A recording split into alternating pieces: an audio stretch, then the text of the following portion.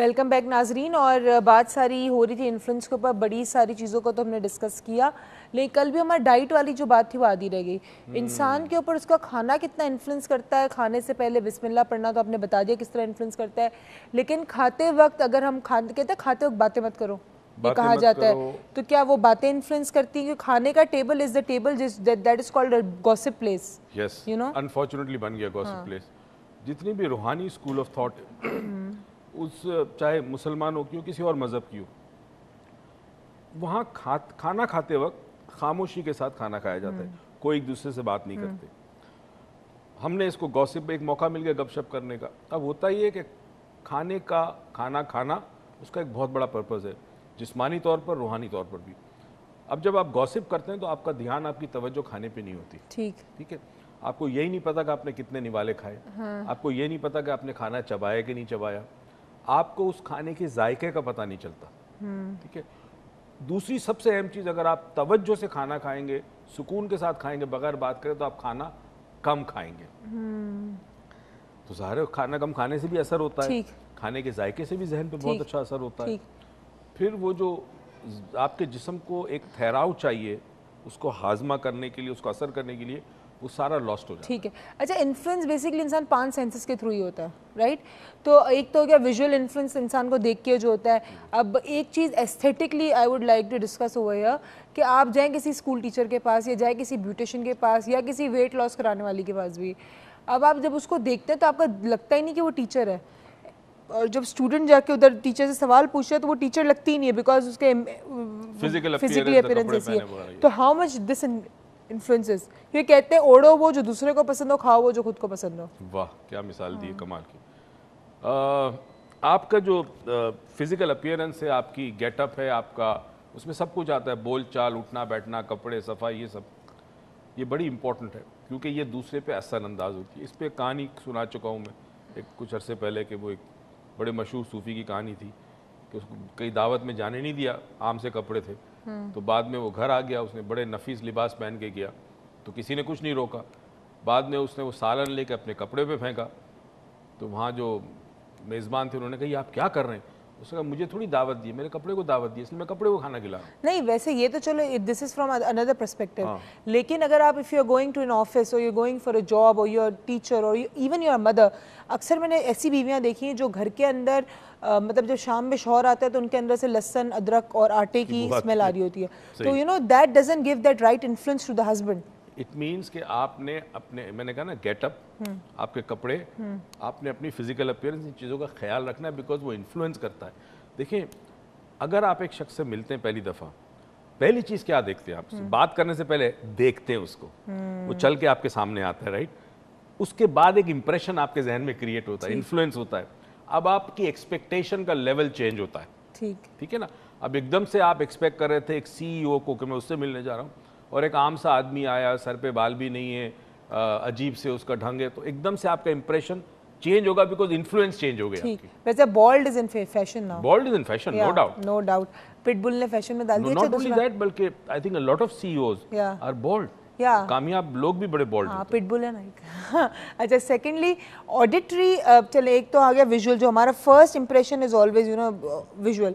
अब auditory, for example breaking news, जब breaking ठा ठू ठा डड़क ब्रेकिंग न्यूज़ आ गई, ये आवाज़ पहले जो होती है वो ज़्यादा इन्फ्लुएंस करती है than the news. So how much you think auditory we get influence? देखिए ना, ऑडिटरी इसलिए इन्फ्लुएंस है कि आवाज़ का लहजा, उसका वॉल्यूम, ये दो चीज़ें, यानी टोनैलिटी और वॉल्यूम, ये सबसे पहले असर करती है।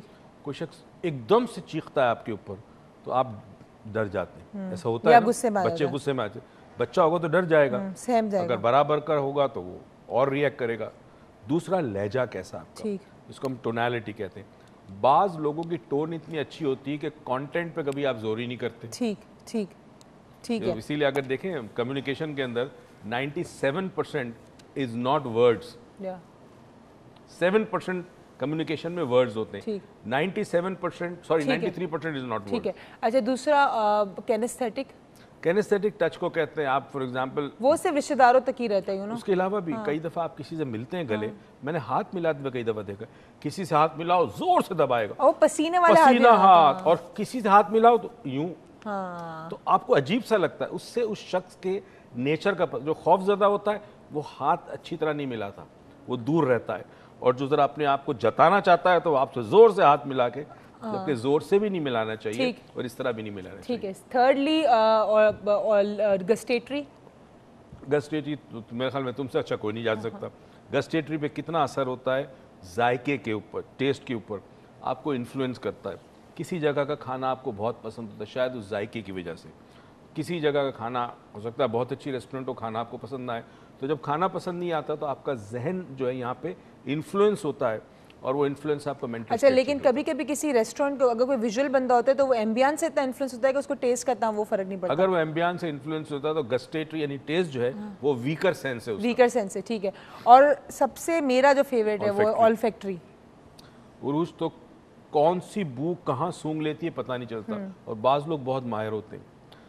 असरअंदाज आप किसी शख्स से मिलते हैं, किसी कमरे में जाते हैं, अगर बदबू होगी तो वो बदबू आपको कैसे इन्फ्लुएंस करेगी, आपका मूड ख़राब हो जाएगा। ठीक। आप किसी वॉशरूम में जाते हैं, पब्लिक वॉशरूम में जाते हैं, पहली दो चीज़ें आपको जो शॉकिंग के लिए होती है, एक नज़ारा और दूसरा स्मेल। ठीक। अच्छा जी, स्मेल की जहाँ तक बात है, वहाँ पे आप अगर किसी अच्छे डॉक्टर या किसी अच्छे थेरेपिस्ट के पास जाएं, अगर उसके मुंह से स्मेल आ रही हो तो आप ना कभी ट्रांस में जाएंगे, ना आपकी कोई थेरेपी हो सकती है। और स्पेशली जो डॉक्टर्स हैं जो इतना करीब आके आपसे बात करते हैं तो उस डॉक्टर का इलाज भी कहीं ना कहीं आपका आगे पीछे हो जाता है, क्योंकि आपका बेसिकली इन्फ्लुएंस आप हो रहे हैं उस डॉक्टर से, और कोई ना कोई ऐसा सेंस होता है कि जो ट्रिगर कर जाता है, कभी अच्छी चीज़ों के लिए, बुरी चीज़ों के लिए भी। कभी कभी कोई इंसान किसी को टीवी पे देखता है, उससे बड़ा इन्फ्लुएंस होता है उसकी या तो बात करने के लहजे से, या उसकी किसी कपड़े पहनने के अंदाज से, या उसके किसी चीज़ से। सो बेसिकली इस दुनिया में हम जो भी इन्फ्लुएंस होते हैं, हम इन 5 सेंसेस से इन्फ्लुएंस होता है। अब कल का जो दिन है हमारा, हमने बहुत सारी बातें की, किस तरह मटीरियल हम पे इन्फ्लुएंस करता है, किस तरह पत्थर हम पे इन्फ्लुएंस करता है, पानी किस तरह करता है, हमारे जो किसी भी रिलीजियस कलाम को पढ़ना वो किस तरह इन्फ्लुएंस करता है।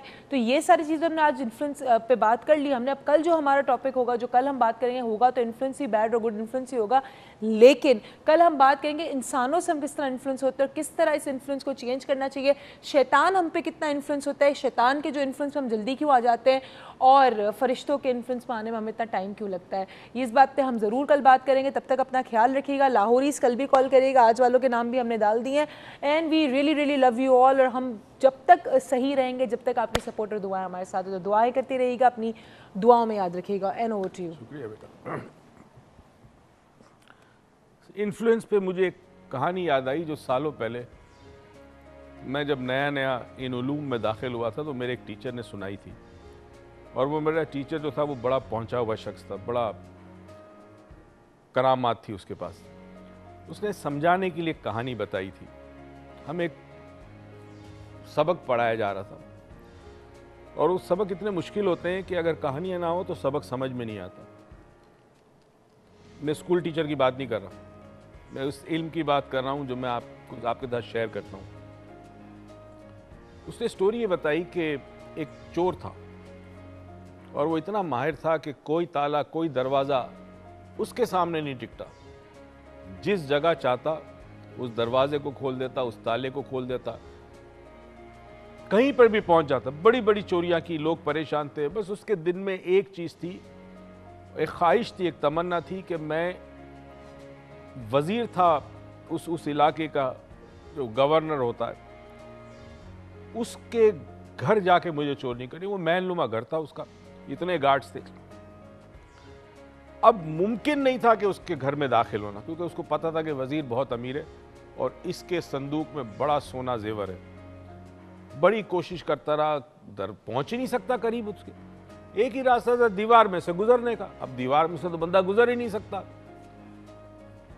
खैर जी, बड़ा परेशान हो। उसके एक जुस्तजू थी, एक जुनून हो गया कि किसी तरह इस वजीर के घर में जाके मुझे चोरी करनी।